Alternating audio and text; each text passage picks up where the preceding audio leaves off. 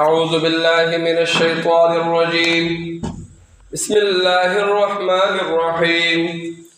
وإذ يمكر بك الذين كفروا ليثبتوك أو يقتلوك أو يخرجوك ويمكرون ويمكر الله والله خير الماكرين. نحمہ سپارہ سورہ انفال آیت نمبر 30. سورت په شروع کې دعوی ذکر کړی و چې د مالی غنیمت د چاره، نو الله تعالی په هغه دعوا باندې بیا مونږ ویلو دولس واجب ذکر کوي چې د دولس وجو د مالی غنیمت د الله تعالی او د الله د رسول دی.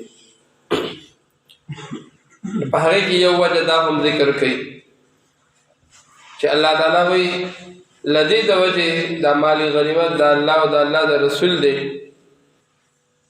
چې الله تعالی رسول الله د مکه مکرمه نه راوباسو. په دې آیت کې د واقع هجرت طرف ته هم اشاره ده.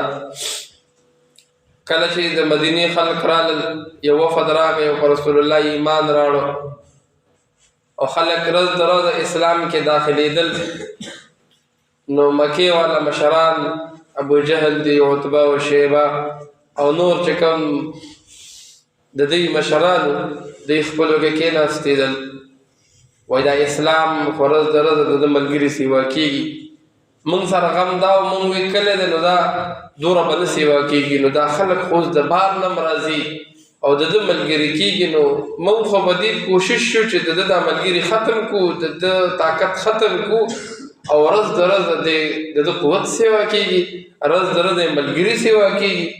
نو څه کول پکار دی، د دې مخنیوی پکار دی چې نور خلک اسلام کې نه راځي.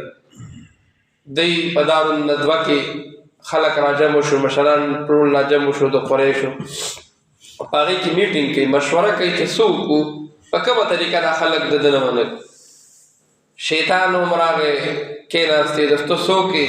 وایي زه د نجد علاقې مشر یم، سردار یم، ما ته پته د تاسو څه باره کې مشوره کوئ، نو زه م راغلی یم چې زه پکې خپله رایه درکړم او زه در سره په دې کې ملګرتیا وکړم، د دې مخنیوی پکار دی.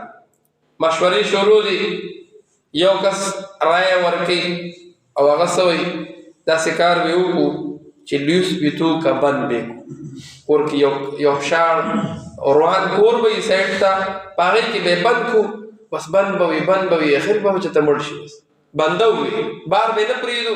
نو چې دی موږ بهر نه پرېږدو نو خلک به چېرته ګرځي؟ خلک